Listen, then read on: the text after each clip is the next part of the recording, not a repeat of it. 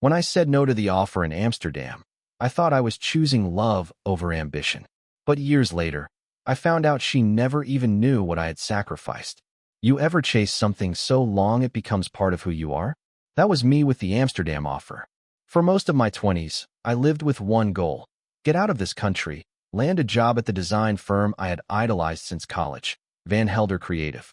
I used to stay up late watching their campaign reels, those sleek, clever ad spots that felt more like short films than commercials. The way they told stories. It got under my skin in the best way. So I hustled.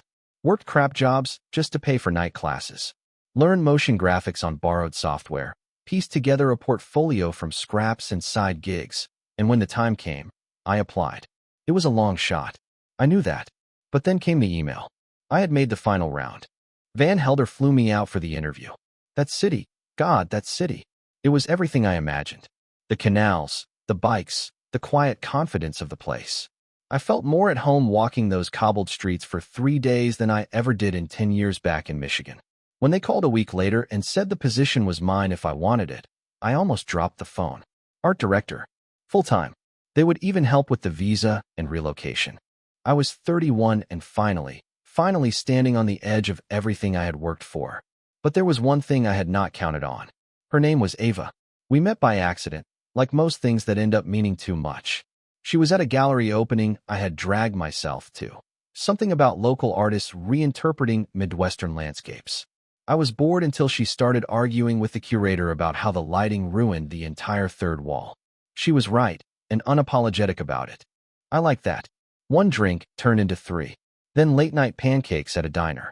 Then her in my apartment 2 weeks later, curling her cold feet under my blanket and asking if I ever thought about staying put.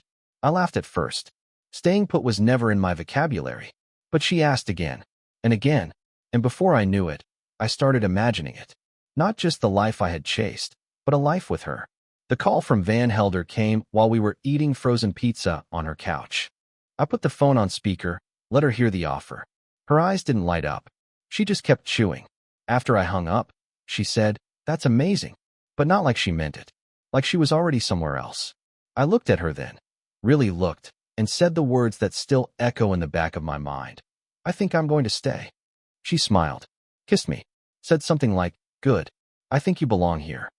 And just like that, I started talking myself into the idea that this small, ordinary life might be enough. But something deep inside me already knew. I had just handed over my dream for a woman who barely blinked when I let it go. I tried to make it sound brave. That was the first lie I told myself. I started saying things like, "There will be other chances," or "Amsterdam is just a city. Love is rare." I repeated those lines enough that they started to sound true. But in the quiet moments, when the dishes were done and the lights were low, I would catch myself staring at nothing, wondering what the hell I had just done. The hardest part was telling Van Helder no. I crafted this long, thoughtful email, thanking them for the opportunity. Said something about personal obligations, about timing not being quite right. I almost included a sentence saying I hoped to reapply in the future, but I deleted it. Felt too much like begging. They responded politely. Wish me well. And that was it. No second chances. No follow-ups. Just silence. The door was shut, and I had shut it myself. I remember Ava coming home that evening. I was sitting on the porch, beer in hand, trying to numb the buzz of regret humming in my bones. She asked how I was feeling. I told her, relieved. She smiled, kissed the top of my head, and said, "Good. I think you would have been miserable over there anyway." Just like that.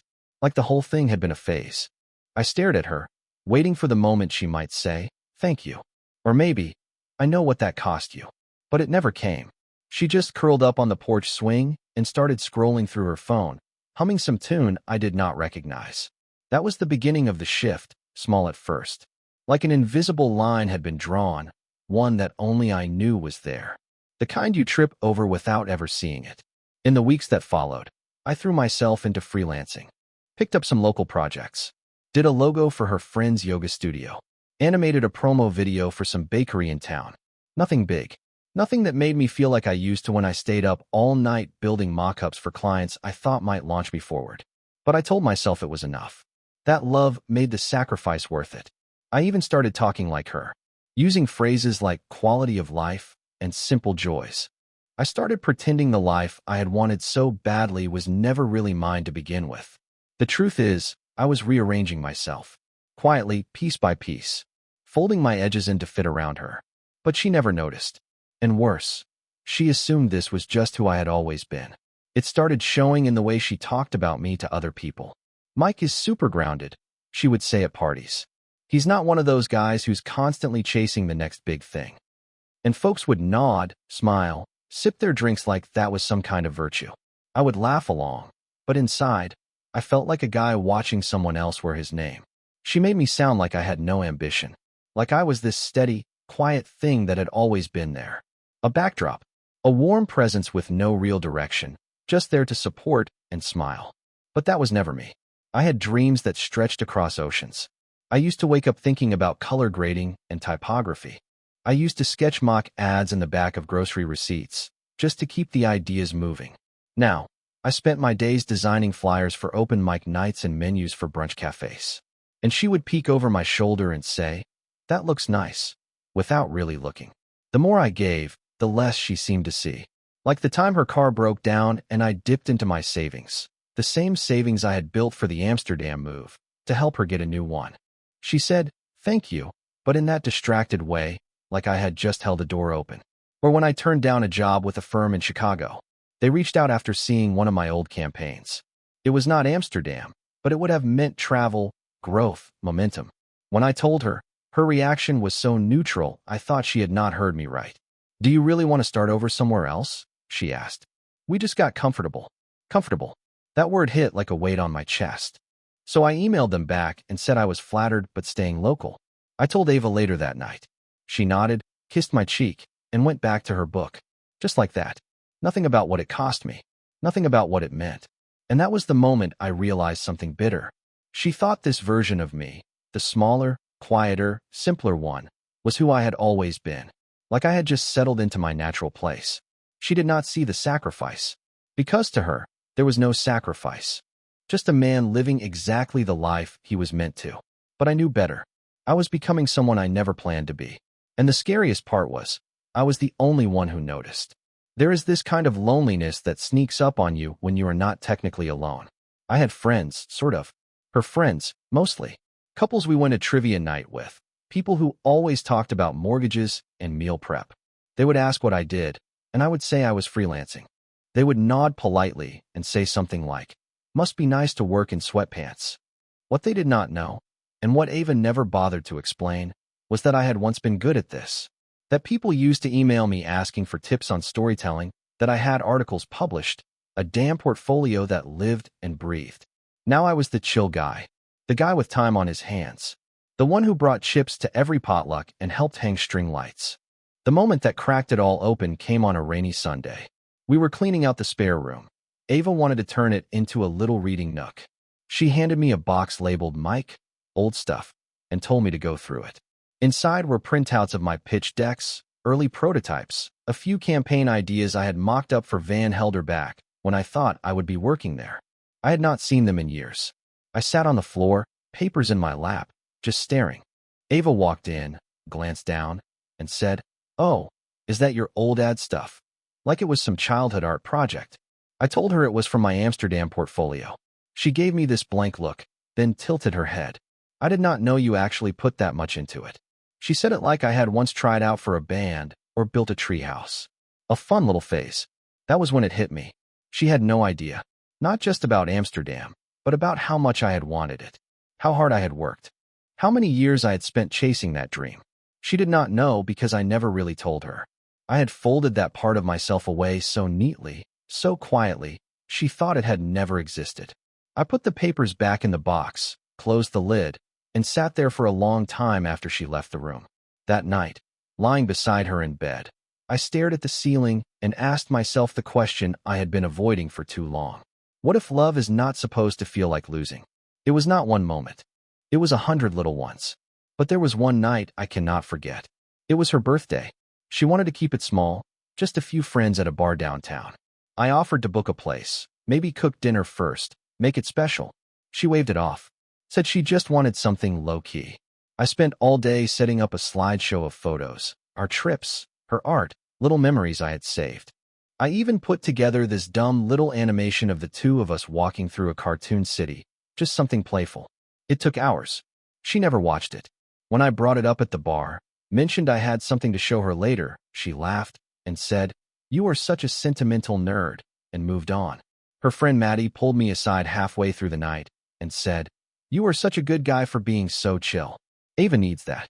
She could never be with someone too intense, you know?" I nodded, but inside I felt hollow. That word again. Chill. It was like being harmless had become my only defining trait. No one there knew what I had turned down for this life.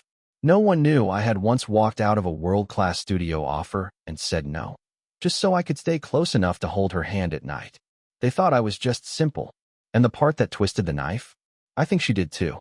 Later that night, we walked home.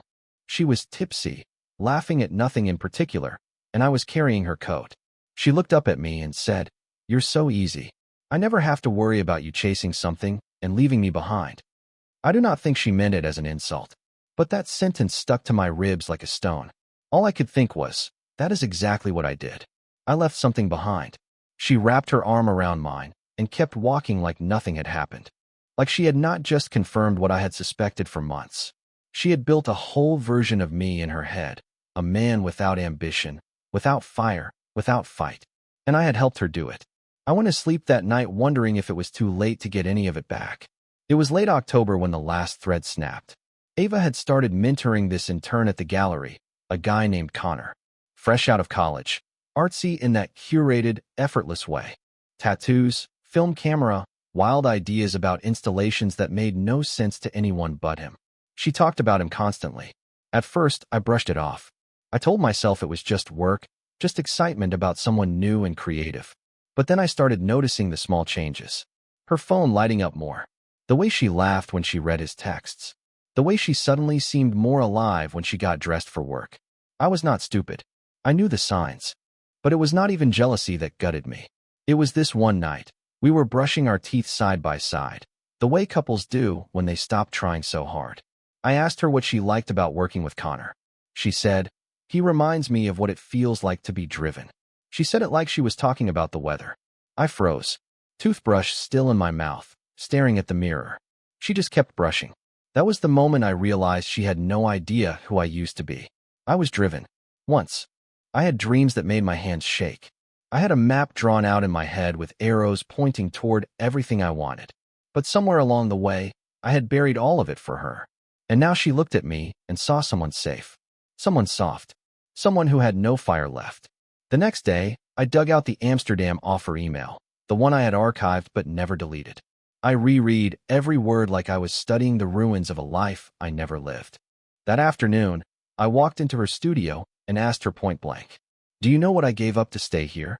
She looked up from her sketchbook, confused. "What do you mean?" I told her everything. About the offer, the relocation package, the apartment they had lined up, how I said no because I wanted to be with her. She blinked, slowly, like she was trying to process a foreign language. Then she said, "Wait, you turned it down? I thought you never got it." I laughed. Not the funny kind. The bitter, hollow kind that tastes like rust. She had never known. Not because I had hidden it, but because she had never asked. I wish I could say she broke down when I told her. I wish I could say she cried, that she reached for me, told me how sorry she was for never asking. But Ava just sat there, blinking, processing, like I had told her I used to play piano or once tried to learn French. Then she said something that cracked me wide open. "Well, you never really seemed like the kind of guy who'd move to Europe anyway." That was it. Not anger. Not regret. Just an assumption. A quiet rewriting of who I had been, shaped by the version of me she preferred. In that moment, I realized the truth. She had not fallen in love with me. She had fallen in love with what I became for her, and the version of me I had lost along the way. She had never known him. Never cared to. I walked out of that room with a feeling I could not quite name. It was not rage. Not even heartbreak, really. Just this hollow awareness that something had snapped, and there was no putting it back. From then on, things started to crumble fast. I pulled away, quietly, stopped reaching for her in the mornings, stopped staying up to hear about her day. I did the dishes, took the trash out, said the right things. But inside, I was already packing. I stopped accepting freelance gigs, started applying for jobs again, Real ones, ones with offices and challenge and motion. I got an interview offer from a firm in Portland. Small team, smart leadership, decent pay. Nothing flashy, but it felt like movement. Felt like mine. I did not tell her. And I think, deep down, she could feel the shift. One night, she asked if everything was okay between us. She was chopping vegetables, her sleeves rolled up, wine glass half full on the counter. I looked at her and wanted to tell her everything. That I was drowning. That I had shrunk myself to fit inside her world, and now there was nothing left of me but dust. Instead, I said, yeah, I'm just tired. She nodded, stirred the pot, said something about how I always seem tired lately. I went to bed early that night. She stayed up watching a documentary with Connor's name in her inbox. The space between us was no longer quiet. It was vacant. It was raining the morning I left. Not in that cinematic, dramatic downpour kind of way. Just a steady gray drizzle. Quiet. Almost polite. Ava was still asleep.